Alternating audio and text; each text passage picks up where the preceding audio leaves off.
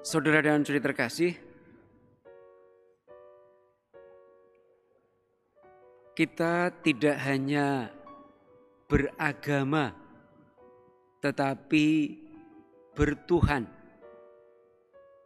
Lebih daripada itu, kita tidak hanya percaya kepada Tuhan, tetapi kita percaya kepada kebangkitan.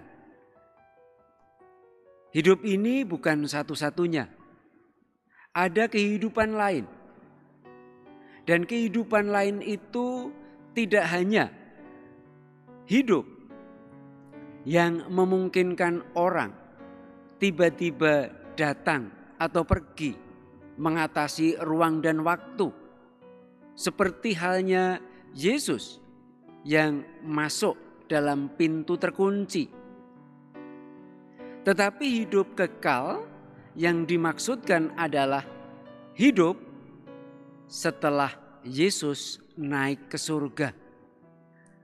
Ada kehidupan mulia, ada kehidupan lain daripada hidup yang sekarang ini, atau hidup yang sekedar dapat mengatasi ruang dan waktu. Saudara-saudari terkasih, iman akan kebangkitan itulah yang mempunyai kekuatan besar sehingga memungkinkan bukan hanya perubahan atau pertobatan pada diri Paulus, tetapi lebih daripada itu, kekuatan yang memungkinkan Paulus tetap bertahan, tetap setia pada imannya itu sekalipun ia terancam, sekalipun ada orang yang ingin membunuhnya. Paulus tidak berkata, "Saya sudah bertobat. Kenapa saya tetap dicurigai? Kenapa saya tetap tidak diterima oleh para rasul?"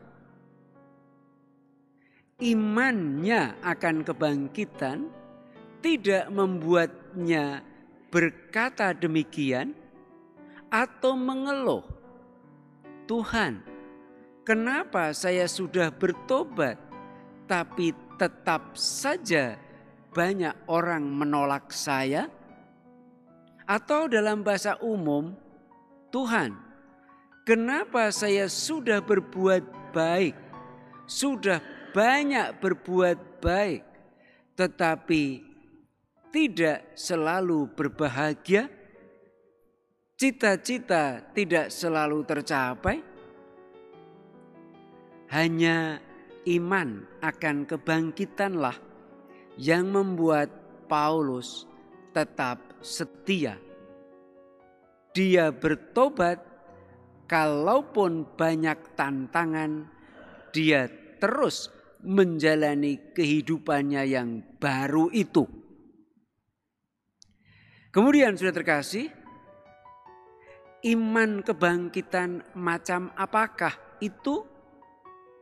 Iman yang dalam bacaan kedua terlihat tampak sekali membuat orang menjadi tenang di hadapan Tuhan. Iman yang memungkinkan orang tetap menjadi tenang kalaupun seringkali hatinya sendiri menuduh, menghakimi, mencela atau bahkan menghukumnya.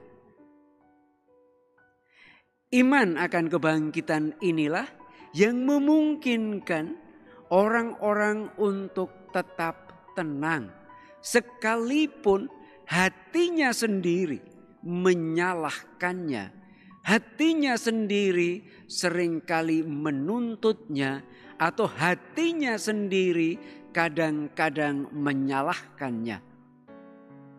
Dan akhirnya sudah terkasih, iman macam apakah itu? Iman akan kebangkitan itulah yang memungkinkan orang untuk menghasilkan buah.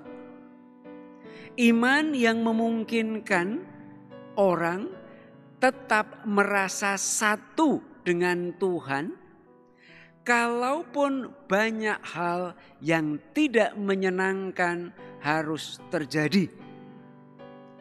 Ia tetap merasa sebagai ranting dari pohon anggur, sekalipun dalam kehidupan banyak sekali hal yang membuatnya kecewa, sakit hati. Contoh yang paling mudah, masa pandemi ini identik dengan masa kehilangan. Banyak orang kehilangan pekerjaannya, banyak orang kehilangan mata pencahariannya, banyak orang kehilangan kesehatannya, bahkan sangat banyak orang kehilangan orang-orang yang dikasihinya.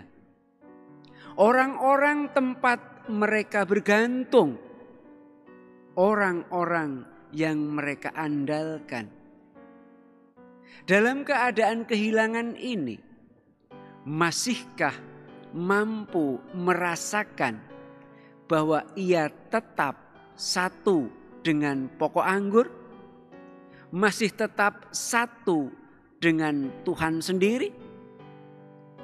Lebih daripada itu, iman akan kebangkitan itu bukan hanya meyakinkan orang untuk tetap merasakan dan yakin ada bersama Tuhan, tetapi memungkinkannya untuk menghasilkan buah-buah kebaikan. Saudara dan saudara kasih, umumnya orang yang sedih, orang yang kecewa, orang yang harapannya tidak tercapai akan menjadi sulit untuk berbuat kebaikan. Tetapi orang yang tetap damai, orang yang tetap yakinlah, hanya orang itulah yang mampu menghasilkan kebaikan dimanapun ia berada, kapanpun, dan juga bahkan dalam keadaan apapun ia tetap berbuat kebaikan.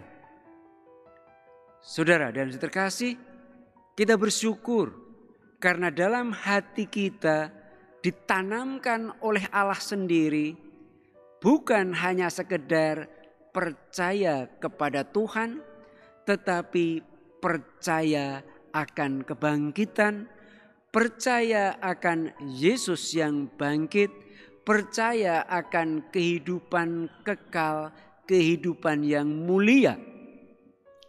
Dan keyakinan akan kebangkitan itulah yang memungkinkan kita tidak akan hancur, menjadi patah arang atau mutung ketika pertobatan dan kebaikan kita ditolak. Dan juga terus menjadi damai dan tenang sekalipun hati kita sendiri sering menuduh kita.